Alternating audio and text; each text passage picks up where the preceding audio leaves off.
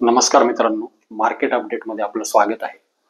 तर मित्रांनो, आपण पाहिलं मागचा आठवडा हा जे काही मार्केटमध्ये जे काही मुवमेंट झाल्या तर त्या सगळ्या टॅरिफशी रिलेटेड होत्या. आपण पाहिलं ट्रम्प यांनी 25% टॅरिफ लावण्याची घोषणा केली, परंतु परत त्याच्यावरून देखील त्यांनी 1 ऑगस्टची जी मर्यादा आहे ती परत आठवडाभर पुढे ढकललेली आहे.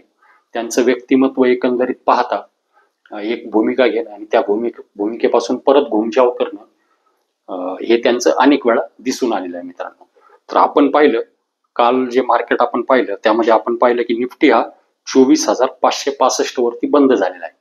आपल्याला लेव्हल वॉच करायची आहे 24,500 ची.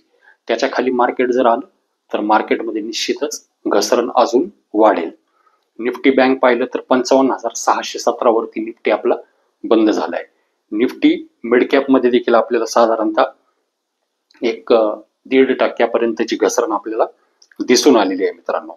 आणि आपण जर पाहिलं तर डाओ जोन्स, नॅसडॅक आणि S&P 500 मध्ये देखील आपल्याला पडझडच दिसून आलेली आहे. तर डाओ जोन्स मध्ये 542 अंक आपल्याला घसरण दिसून आली. S&P 500 मध्ये 100 पॉईंटची घसरण दिसून आली. तर नॅसडॅक मध्ये सगळ्यात जास्त म्हणजे साधारणतः 2.25% घसरण आपल्याला दिसून आली आणि 472 पॉईंटनी ते खाली आलेले आहे. युरोपियन मार्केट जवळपास सगळेच खाली आहेत. एशियन मार्केटमध्ये देखील आपल्याला घसरण दिसून आली आहे. सोन्याचा विचार केला तर सोनं हे थोडंसं वाढलेलं आहे. चांदी मात्र करेक्शनच्या फेजमध्ये कंटिन्यू आहे. ब्रेंट क्रूड हे 69.48 च्या आसपास स्थिर झालेला आहे मित्रांनो.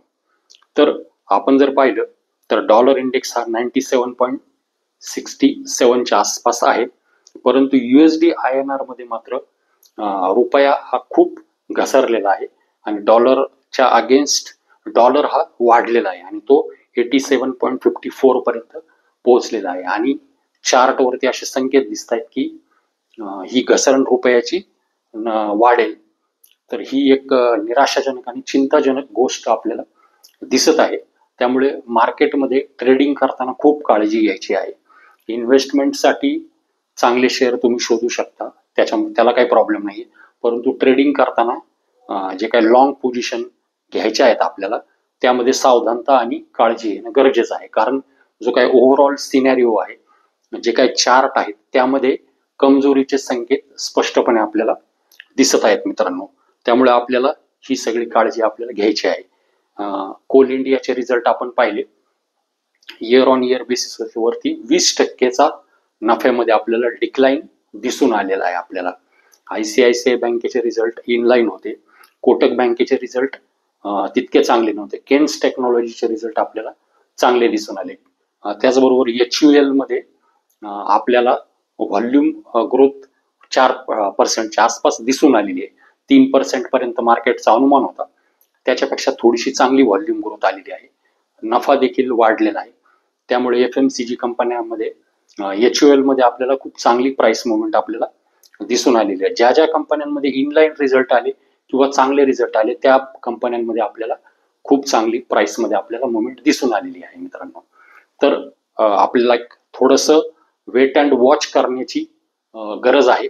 कारण अजून देखील ट्रम्प काय निर्णय घेत आहेत आता आठवडाभरानंतर ते आपल्याला पाहायचं आहे आणि त्यानुसार आपल्याला आपल्या ट्रेडिंगच्या संदर्भात निर्णय घ्यायचे आहेत.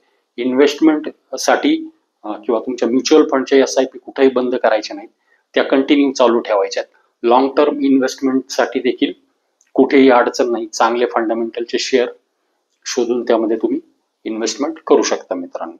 तर तुर्तास इथेच थांबूया. धन्यवाद.